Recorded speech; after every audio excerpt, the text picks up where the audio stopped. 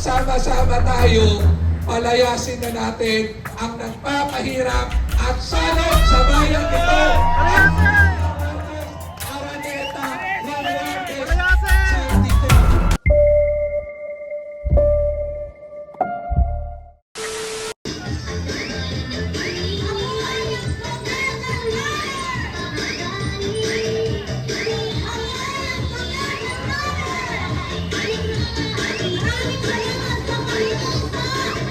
Na kung paano ang kahirapan ay lalong lumala sa panahon ni Marcos Jr.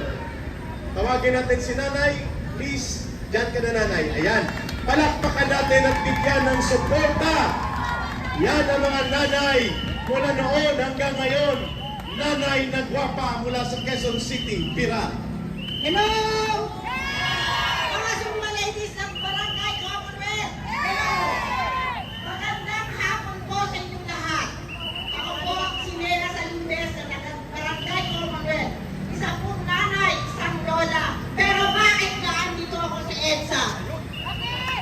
Kasi hindi ko po kayang magtiis ng walang gagawin na nasa loob lang ng bahay. Kaya kayo mga nanay, mga lola, lumabas kayo ng bahay. Katintuan, baka pwede ka makapunta. Hindi po ibig sabihin lalabas tayo ng bahay, mag-aaway tayo ng kung sino-sino. Tayo lahat Pilipino. Ang inaaway natin dito ay ang mga corrupt officials ng ating gobyerno. Walang ginawa kundi mag-corrupt ng mga pera ng tao ng bayan. Hindi kanila, pero inuubos nila Sa kanilang luho. sa kanilang luho. Sumasakit na yung dibdib ko, maalala ko lang na mga walang hiya sila. Mga walang hiya. Nagagalit si Nanay sapagkat yun ang sentimiento ng isang ordinaryong ina, ng isang ordinaryong lola, ng isang ordinaryong mamamayan. Paano na ang mga kabataan ngayon? Yung mga anak natin, yung mga apo natin, anong magiging sitwasyon nila sa kinabukasan? Kung ang ating gobyerno ay nakurap, walang mangyayari, kawawa ang bayan. Ang gobyernong korap ay kalaban ng taong bayan, sabi ni Nanay, walang mangyayari kundi kawawa ang mamamayan. Yes, wakasan na ang korupsyon. Yun lang ang tawag dito, Panawagan. panawagan ng isang lola at isang nanay. Yun. Lumabas naman kayo. Lumabas para na awan kayo. na. Isang araw lang. Hindi po ibig sabihin nito, laban-laban tayo, magkaisa tayo. Walang kulay, walang Duterte, walang kung ano-ano pa man. Yun. Basta sama-sama tayo kasi ang laban na ito ay para sa mga Pilipino. Correct! Hindi lang kung saan-saan, para sa kinabukasan ng bawat Pilipino. Wow, maganda yung tama ni Nanay doon. Tama kini si Nanay. Para sa kinabukasan Tama, ng ating mga kabataan. Maraming salamat, Nanay. Panalo ang iyong tirada. Sa kilay pa lang at sa kagandahan ni Nanay, talagang tagos sa puso ang mensahe. Mabuhay ang Nanay from Quezon City. Mabuhay! Thank you, Nanay. We appreciate yung boses ninyo. Tatay Ben, Manong Ray Doble, pabalikin muna natin si Tatay Ben para magbigay ng panawagan bakit tayo sasama sa EDSA. Nanay, huminga-hinga ka muna ha, dahil maya-maya po ay magsasalita din po kayo ang iba pa ninyong mga nanay. Magprepara na rin po dyan si Kimi Candy. Kimi Candy, ikaw ang susunod na magsasalita. Mahalin natin ang Pilipinas! Pilipinas! Papulo ang kwintas ng welas. Piliin mo, yakapin mo. Alam niyo na, mga mananay! MJ!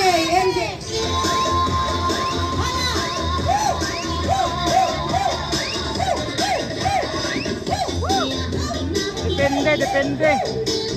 Kalma! Mabuhay ang Duterte Freedom Riders! Maraming salamat sa inyong pagkikisa. Mabuhay ang mga nanay and mga Sumba ladies ng Quezon City. Ayan na! Dumadami! Lumalawak! Lumalakas ang nanay! Nasa bawat bayan!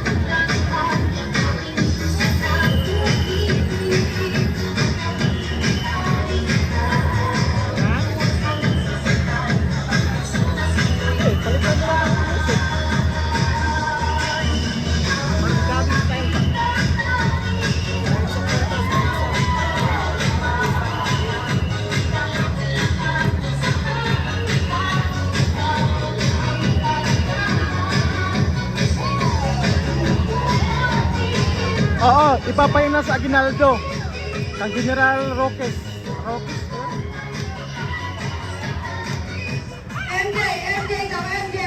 So malaki ang rally, September 21 guys, alas 8 ng umaga start.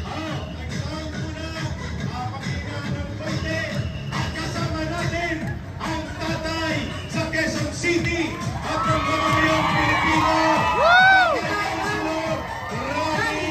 Dumarami ng tao guys, dumarami ng tao guys, dumarami na. Mamaya magsasalita yan, bubuelo yan. Ayan. Pina, ipagpapatuloy, Duterte Freedom Riders, Duterte Riders for Peace.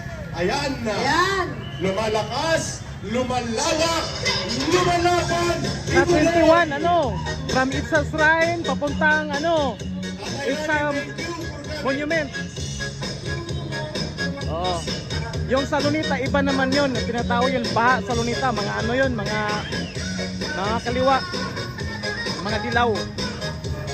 So dito tayo sa Itza. Pero tingnan natin kung makaka-cover pa rin tayo.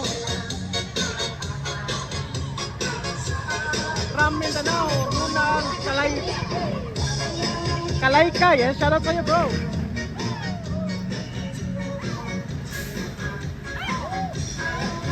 Galing oh. Ang galing sumayaw naman. Parang ina-imagine ko na ito yung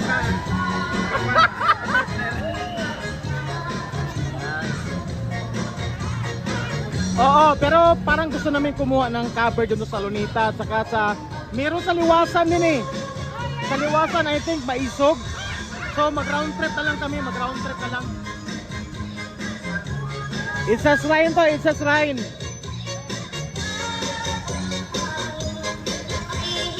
Nasa Itza Shrine tayo ngayon. Ang kaganapan ay nasa Itza Shrine.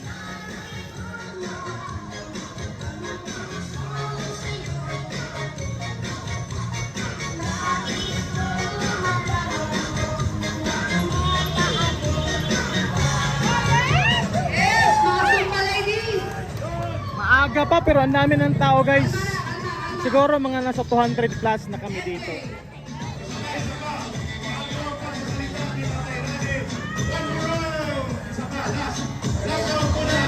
Oh, minas nanay oh, ang galing oh.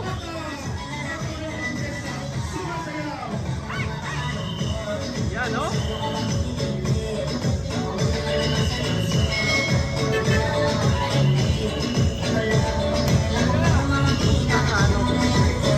Itza Shrine, Robinson Galeria, Ilongga.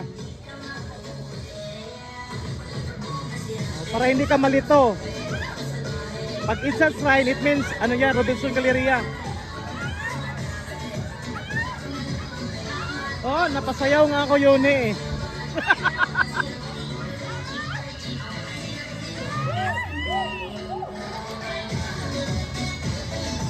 Yes, kalma. Kalma lang, magre-resign din yan.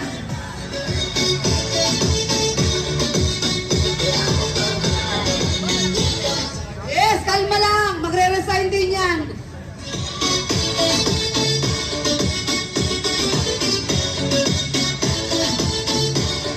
Pag may konsensya yan, magre-resign yan. Yung mga kurap,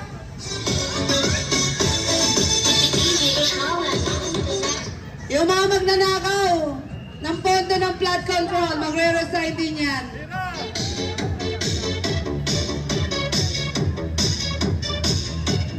Sa hindi pa naka-like natin live stream guys, pasuyo pa-like po. Thank you. Pa-like po, pa-like. Pa-share na rin. Finals, tumba na yan, finals.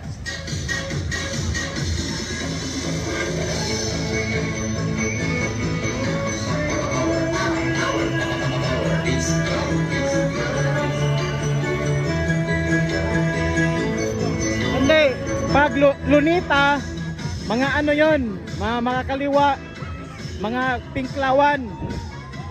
Pag Liwasan, mga maisog yun, maisog.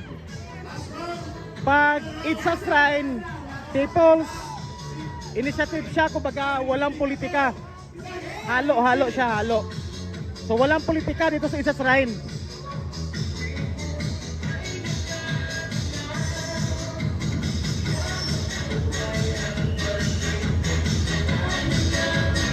Ulo lang gumagalaw ko.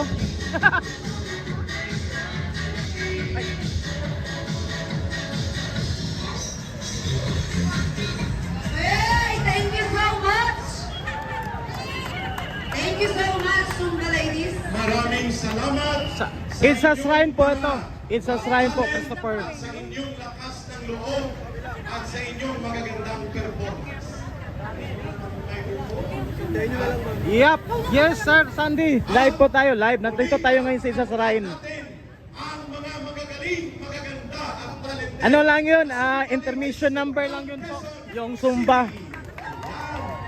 At siyempre, ang Duterte Riders for Peace and Freedom. Live po tayo ngayon sa isa shrine mga kaibigan. Bayan, dadami pa yan. September 21, Mga wala 200 kayong ibang plus yata ang pupuntahan. tao dito ngayon, 200 plus. 7 a.m.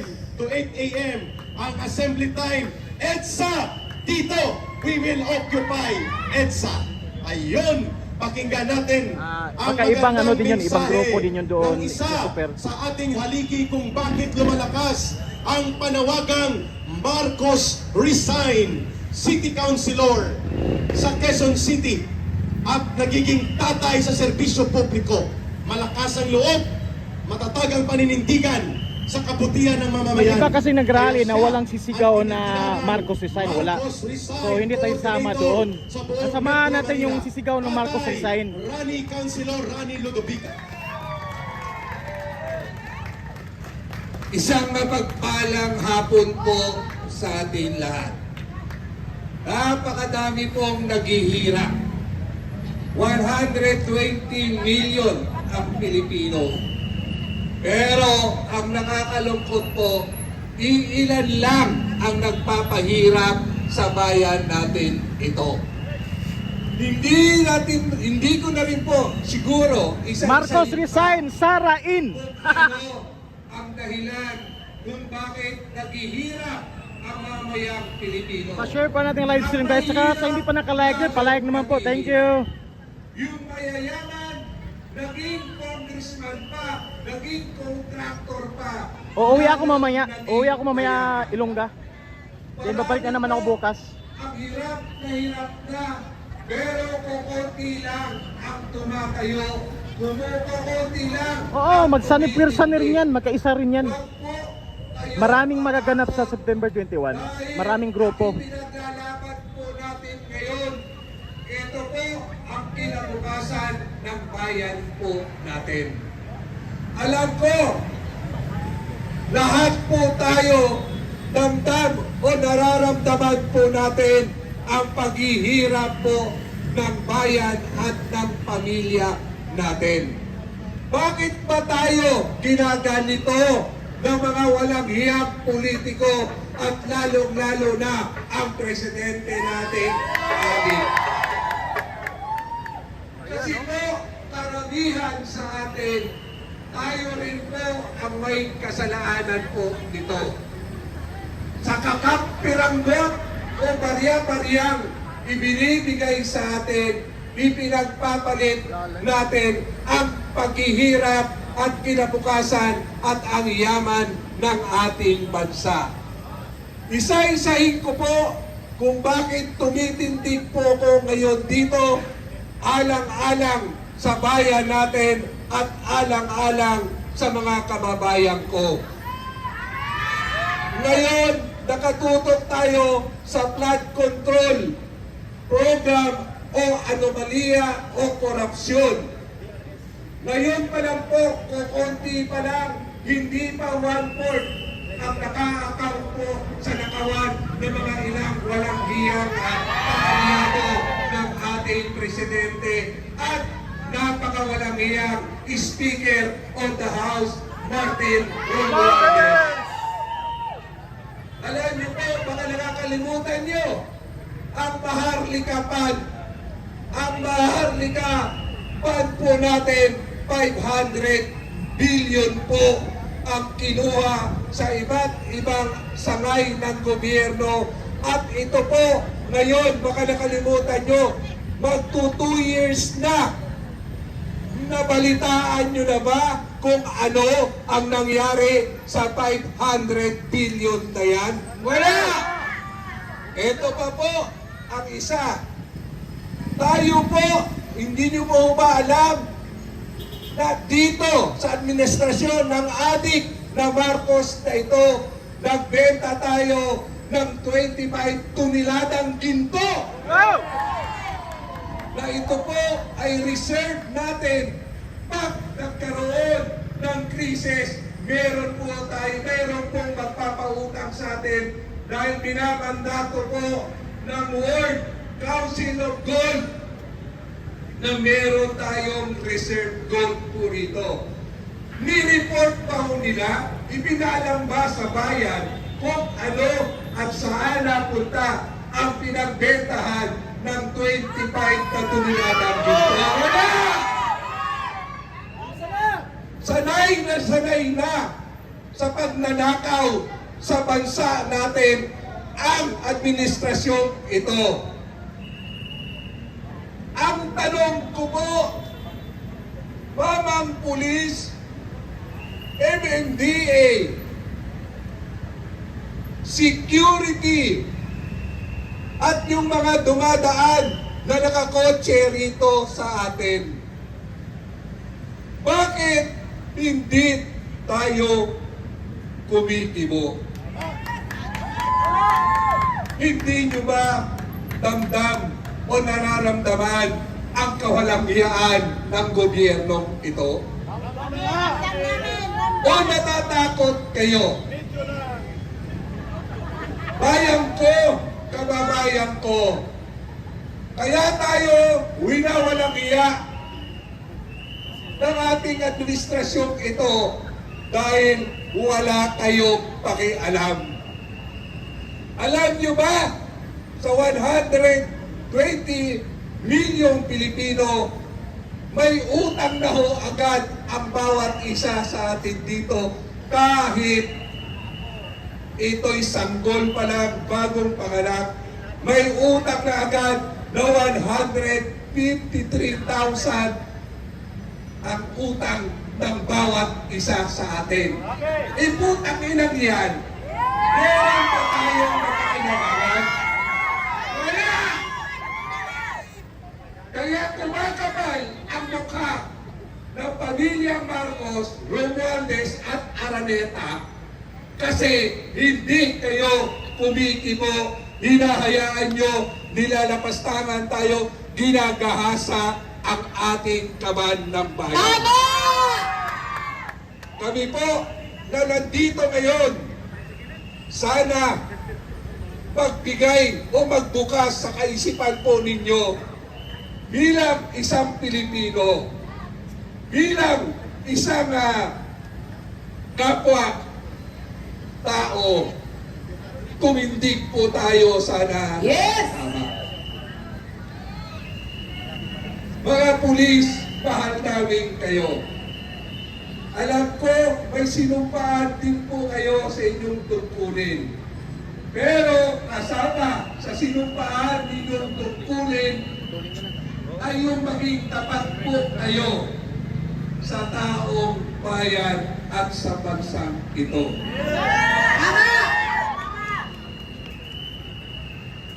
Hindi niyo po ba talaga alam na ang ating presidente? Alam na. Sa mga kilos at desisyon po niya, may paninindigan ba? Nasa tamang pag-iisip ba?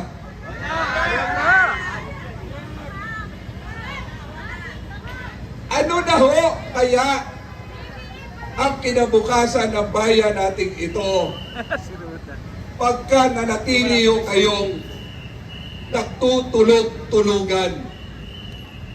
Bayan ko, kababayan ko, huwag nyo namang hintayin na talagang lugmok na ang bayang ito bago kayo kumilos. Kami po mga tao na nasa harapan po ninyo, isang kahig, isang tuka. Pero naninindigan dahil gusto namin matapos na ang paghihirap. Kinakabahan na po sila. May kabag na. Halos hindi na makatulog. Pulburon pabor! Pulburon pabor! Pulburon! Kayo po ba, kayong mga kapulisan, tayong taong gobyerno, di ba nire-require tayo taon-taon na tayo ay magpa-drug test? Kami po, dahil kunsihan, sa Lunes, naka-schedule kami na i-drug test. Pero itong putang inang Marcos na to, mulat pagkabata pa lang adik na. Hinihinga na nga ng pagkakataon na ituwid ang kanyang pagkakamali, ngunit lalong naging sugapa sa cocaine. Tama! Alam ko po, may ilang araw pa tayo para magkaisa. Samahan niyo po kami para sa kinabukasan at sa bayang ito sa darating na linggo. Kanina po, hindi na nakatiis si dating Governor Chavez Singson. Siya po ngayon, kanina ay naghayag sa pamamagitan ng press conference kung gaano kawalang hiya ang Marcos na ito. Ngayon, alam niyo ba? Kunwari, wala ang pinakamatakaw, ang pinaka-adik sa kwarta at sa kaban ng bayan na naging speaker, nakakahiya, kababayan ko pa naman Bisaya. Pero lo ni Modong.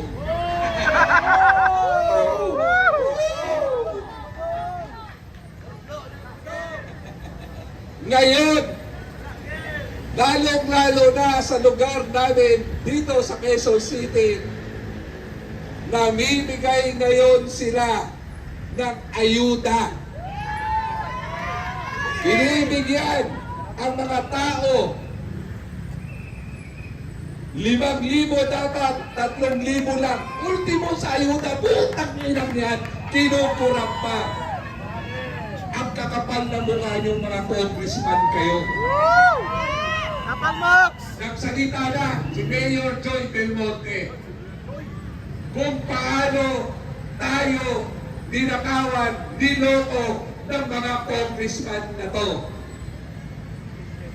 Kahapon, nagkaroon ng physical audit ng flood control project sa Quezon City. Ayan na! Natuklasan niya kung gaano kawalang iya ang mga congressman natin. 17 billion mula 2022 hanggang itong taon na to ang nilustay ng mga walang iyang congressman na yan. Grabe. Alam niyo ba, puntahan natin ang mga bahay ng mga congressman natin. Doon pa lang makikita nyo kung gaano sila kahayok, katakaw sa pera ng bayan. Lahat ng mga karangyaan nasa kanila. Samantala, ang kanilang nasasakupan nung araw, isang kahig, isang tuka. Pero ngayon, 1,000 kahig bago ka makatuka dahil sa hirap ng bayan natin. Kaswapang mga gahaman! Ewan ko na lang po kung ano pang ebidensya ang kailangan nyo. Ewan ko na lang po kung ano pang mahirap at pagdadakaw ang gagawin nila para po mamulat tayo. Magsama-sama tayo, palayasin na natin ang nagpapahirap at salot sa bayan ito. Araneta, Romualdez, Saltico. Tama! Palayasin! Kaya ang panawagan, kasama natin si Tatay Rani, ang sambayan ng Pilipino, Marcos Romualdez resign! Marcos Romualdez resign! Marcos Romualdez resign! Putang ina nyo, Marcos! Putang ina nyo, Romualdez! Putang ina mo, Saltico! Minura ng taong bayan sa pamamagitan ni Tatay Rane ang mga turupo at nangungulimbat